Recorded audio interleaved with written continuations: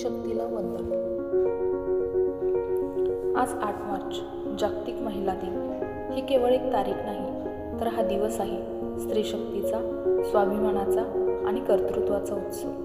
स्त्री असते एक सूर्योदय. सकाळी उगवणाऱ्या सूर्याच्या कोवळ्या किरणांसारखी ती.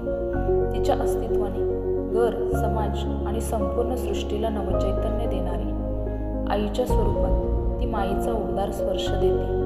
भगिनी म्हणून ती आधार बनते.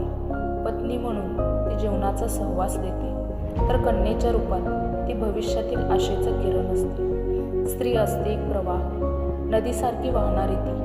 कधी शांत, कधी प्रचंड वेगाने धावणारी. कधी प्रेमळ, तर कधी अन्यायाविरुद्ध आवाज उठवणारी. नदी जशी निर्झर वाहत राहते, तशीच तीही प्रत्येक अडथळा पार करत जगण्याला नव्या दिशेने घेऊन जाते. स्त्री असते एक आकाश.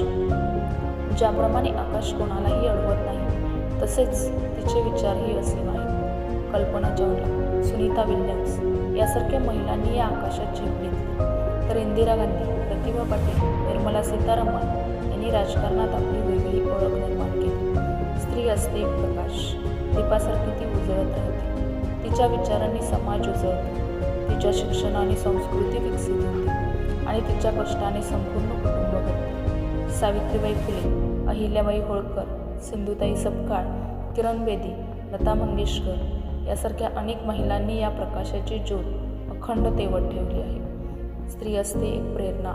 ती फक्त स्वतःसाठीच जगत नाही, तर इतरांसाठीही मार्गदर्शक बनते. ग्रामीण भागातील शेतकरी स्त्रियांपासून ते जागतिक पातळीवरील उद्योगपती महिलांपर्यंत प्रत्येकजणी आपापल्या क्षेत्रात आपला ठसा उमटवत आहे. ही शक्ती, ही ऊर्जा, ही जिद्द हीच खरी स्त्री शक्ती आहे. आजच्या या दिवशी समाजातील प्रत्येक स्त्रीला सलाम. तिच्या स्वप्नांना नवे पंख, तिच्या कष्टांना नवे यश आणि तिच्या अस्तित्वाला नवे सौंदर्य लाभो हीच शुभेच्छा. महिला दिनाच्या सर्वांना मनपूर्वक शुभेच्छा.